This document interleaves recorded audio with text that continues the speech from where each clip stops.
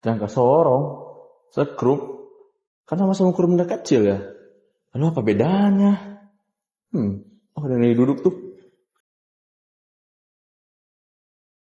Let's go tanya lah. Kang, punten Kang. Untuk apa kekaitan Pratium Prosman kan Kang udah tahu gitu ya, pastilah udah tahu. Untuk sekrup sama jangka sorong tuh apa sih bedanya itu kan sama-sama ukuran benda kecil ya? Oke Kang, jadi saya ingin menjelaskan gitu ya, perbedaan mikrometroskop dengan jangka sorong. Yang pertama-tama mikrometroskop itu memiliki presisi yang lebih tinggi daripada jangka sorong, di mana biasanya mikrometroskop itu digunakan untuk mengukur ketebalan benda yang lebih kecil daripada jangka sorong gitu. Dan untuk ukurannya itu mikrometroskop 0,01 mm, sedangkan jangka sorong itu 0,1 mm. Oh, jadi gitu ya Kang pengertiannya. Jadi kalau yang sekrup itu untuk yang benda yang lebih kecil lagi gitu diukurnya ketimbang yang jangka sorong. Nah, tapi jangka sorong juga kan banyak digunakan gitu kan. Soalnya kan kita bukan ngukur-ngukur benda kecil yang tapi gak kecil-kecil amat lah. Nah, di jangka sorong juga itu Kang dengar-dengar ada yang namanya zero apa tuh Kang? Zero error negatif Kang. Nah, itu mah udah pakai bahasa asing bisa nyebutnya gak ngerti lagi Kang. Nah, itu apa itu Kang? Jadi kamu pengen tahu apa itu error negatif. Jadi kesalahan nol negatif itu ketika jangka sorong, rahang jangka sorong ditutup, skala nonius pada jangka sorong itu terletak di sebelah kiri pada skala utama. Jadi pada saat pembacaan jangka sorong itu seharusnya berada di titik nol. Ini malah di titik negatif gitu, sebelah kiri gitu. Oh, jadi gitu ya Kang. Jadi kayak contohnya itu kayak misal kita mengukur sesuatu gitu. Terus kita nempetin apa dekat itu. Nah, pas kita tuh niatnya tuh di nol, tapi gara-gara kesana jangka sorongnya jadi kayak miring itu kayak negatif. Jadi proyeksinya tuh kayak negatif gitu pada seharusnya nol gitu. Oke Kang, ngerti Kang.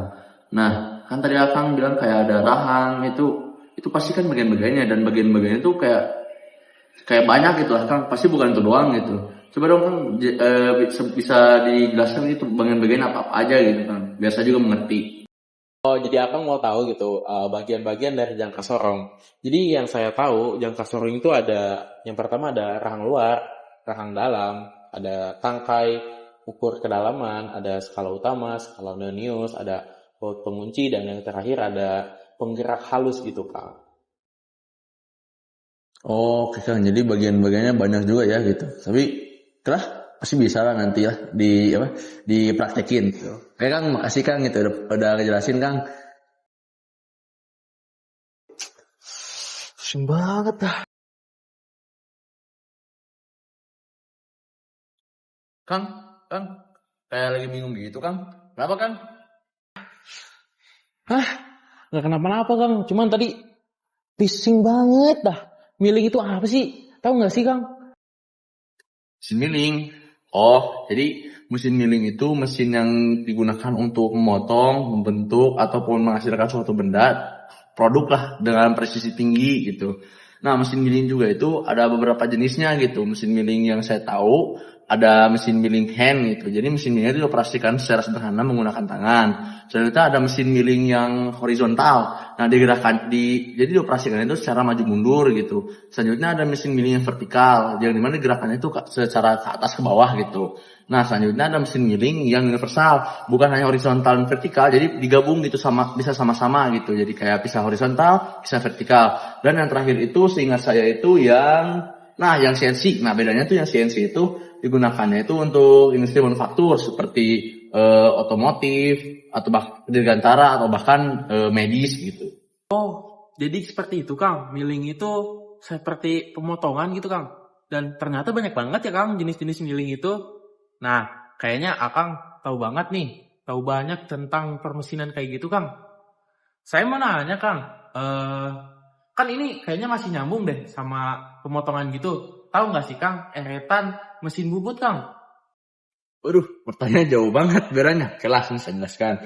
Jadi mesin bubut itu memiliki kayak support gitulah, kayak eretan gitu. Nah, eretan yang biasa digunakan itu eretan yang manjang gitu. Jadi dia mesin bubutnya itu kayak memahat atau memotong itu sesuai dengan sumbu yang mau dikerjain gitu. Jadi lurus ini. Nah, setelah itu juga seingat saya tuh ada yang yang melintang gitu, kayak dia melintangnya mau ngingkar gini kayak tapi tetap tegak lurus dengan apa yang kita mau kerjakan gitu. Dan yang terakhir itu saya ingat lagi, support atau eretannya ke atas gitu. Jadi dia memotong atau memahat sesuai dengan sudut mesin bootnya. Itu saya ya sepemahaman saya. Oh, jadi kayak gitu ya Kang, eretan mesin bubut itu. Nah, tadi kan udah panjang lebar gitu Kang. Ternyata ada pemotongan dan berbagai jenis-jenis pemotongan atau milling gitu Kang. Nah, pasti ada penyambungan dong Kang, kayak las-las gitu. Tahu nggak sih Kang jenis-jenis las itu? Waduh, pertanyaan loncat-loncat ya, jauh banget, tapi gak apa-apa lah. Oke, mari saya jelasin tentang las itu. Jadi kalau proses las itu proses yang menyambungkan atau menyatukan dua atau beberapa piece atau bagian logam jadi satu gitu. Nah, dari las tersebut tuh ada jenis-jenisnya gitu dan juga beda-beda fungsinya. Yang pertama itu adalah las listrik, yang dimana dia menggunakan elektroda berlapis tinggi. Nah, itu tuh untuk ngelas lempengan logam tuh yang keras banget. Nah, selanjutnya ada las gas. Nah, las gas itu menggunakan api gas, oksigen, dengan satunya lagi asetilen gitu. Nah, itu digabungkan dan menciptakan las. Lasnya itu tuh berfungsi untuk logam yang menengah gitu, yang kayak kayak besi untuk bangunan gitu, besi tancap. Nah, yang selanjutnya itu ada las satunya lagi tuh las ada las lasar. Las lasar itu dia menggunakan laser. Nah, kelebihannya itu dia presisinya tinggi, cuman untuk ngelas yang logam tipis gitu, kayak tidak bisa semua logam gitu. Dan yang terakhir itu adalah las tekan. Las tekan itu biasa digunakan untuk membuat titik atau membuat tekan pada bagian bodi logam gitu. Bingung. Kenapa Kang? Jadi gini Kang, barusan itu kan saya baru selesai praktikum proses manufaktur. Nah, saat itu di dalam itu dijelasin gitu, sama dia berikan arahan tentang dua software. Nah, saya tuh gak mengerti dengan software apa tuh namanya, saya terlupa. Oh iya, yang SolidWorks. Nah, tuh terlupa SolidWorks gitu. Itu tadi kan dijelasin, tapi saya kurang menyimak gitu Kang. Saya juga kurang tahu gitu apa ini tuh software apa. Sama saya juga kan gak tahu toolsnya gitu Kang. Nah, makanya saya bingung gitu Kang, mau ngerjainnya gimana gitu. Oh, jadi gini ya.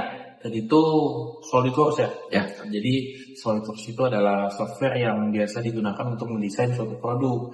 Bisa 3D, 2D, atau lainnya lah gambar teknik gitu ya. Dan serta simulasi untuk desain produk lah. Jadi biasanya suatu industri itu memakai SolidWorks dari awal hingga ke manufaktur gitu. Jadi SolidWorks itu biasanya pasti 3D lah, buat kita tuh bisa mudah untuk membayangkan suatu produknya gitu. Oh, jadi kayak kita kalau ngebuat kayak gagang pintu, ngebuat box apa gitu yang ada dalamannya gitu kan, bisa lihat itu. Iya betul. Nah, di situ kan pasti banyak gitu tools-toolsnya. Nah, apa sih? Tools-toolsnya itu yang pertama-tama ada tool sketch. Tool sketch tahu lah ya. Tahu itu sketch. Yang kedua ada tool features, yang ketiga ada tool surface, yang keempat ada tool sheet metal, yang kelima ada weldment. Terus ada toolbar terus ada toolbar view. Nah, tadi kan kamu cuma nanya SolidWorks sih. Sedangkan kamu tadi bilang ada 2 software yang digunakan. Emang kamu tahu satunya itu apa? Nah, tadi kan yang dijelaskan itu, yang saya pahami itu software satunya itu software yang Mastercam gitu Kang. Nah, iya Mastercam. Jadi Mastercam itu digunakan untuk untuk mendesain gitu atau membuat program CNC gitu. Jadi program yang numerik gitu Kang, kayak kode-kode begitu. Nah, gimana program CNC digunakan untuk memprogram atau kayak menjalankan komputer gitu Kang. Jadi kayak terus kayak kita bikin gitu, terus di laptop atau di komputer kita masukkan ke mesinnya gitu. Nah, nanti mesinnya bergerak gitu Kang. Biasanya itu digunakan untuk mesin milling gitu, mesin milling yang CNC gitu, bukan manual tapi yang CNC yang diprogram sama komputer. Nah, jadi itu Kang, sama itu. Oh, jadi kayak kode, jadi biar otomatis gitu ya? Nah, iya. Oh, gitu kayak ya? biar kerja sendiri gitu Kang. Oh, baru tahu saya soal itu. Nah, saya juga baru tahu. Nah, kalau yang itu mah digunakan itu di akhir-akhir biasanya gitu Kang. Oh. Oke, paham kan? Oke, tapi makasih juga kan udah ngejelasin tadi Kang. Kalau nggak ada Kang, soalnya kalau apa ya, kalau nggak bisa yang ini, nggak bisa yang SolidWorks itu, saya nggak bisa ke yang Mastercam Kang. Karena Mastercam di atasnya gitu kan. Oke.